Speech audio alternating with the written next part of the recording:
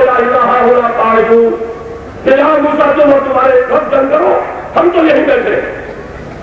ہم موسیٰ کے ساتھی نہیں، ہم محمد کے ساتھی ہیں صلی اللہ علیہ وسلم۔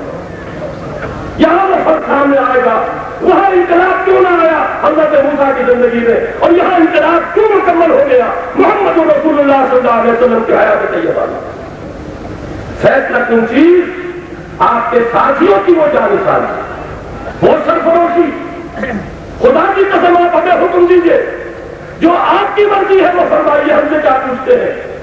کیا اگر کہ اللہ تعالیٰ آپ کو ہمارے ذریعے آنکھوں کی ٹھنڈک عطا فرمائے؟ اتنی جانسانہ تقریب حضور پھر بھی کچھ منتظر تھے۔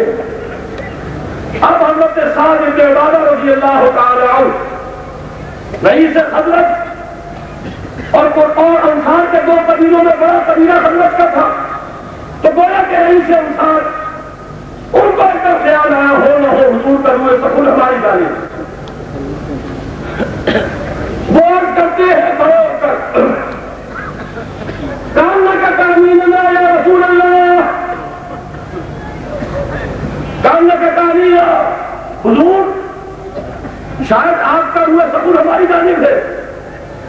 خدا کی قسم انا آمنا بک وصدقناک، میں اس کا مفہوم ادا کر رہا ہوں، بھول جائیے کہ بیعت عقبہ میں کیا طے ہوا تھا کیا نہیں ہوا تھا، مدینے پر حملہ ہوا ہے یا نہیں ہوا، آپ آگے بڑھ کر اقدام کر رہے ہیں، ہم آپ پر ایمان لائے ہیں، ہم نے آپ کو اللہ کا رسول مانا ہے، اب آپ جو آپ کی مرضی ہو حکم دیجیے۔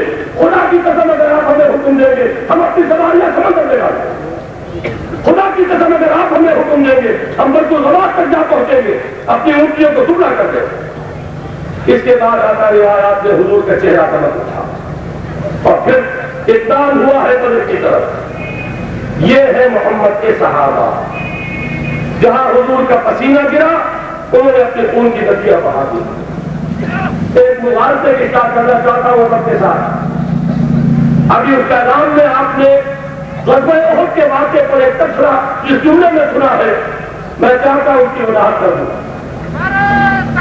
غزوہ احد میں جو کچھ ہوا ہے وہ کسی مالی محبت کی وجہ سے نہیں ہوا۔ ایک منٹ صبر کیجیے، حضور صلی اللہ علیہ وسلم کے صحابہ نوٹ کر لیجیے کہ مال کی محبت دل سے نکل چکی تھی۔ ان میں سے اگر کوئی منافق تھا تو عبداللہ ابن ابی کے ساتھ جا چکا تھا، 300 افراد جا چکے تھے، اب جو باقی 700 تھے ان میں سے کوئی بھی ان میں سے نہیں تھا، وہ سب کے سب مومنین صادقین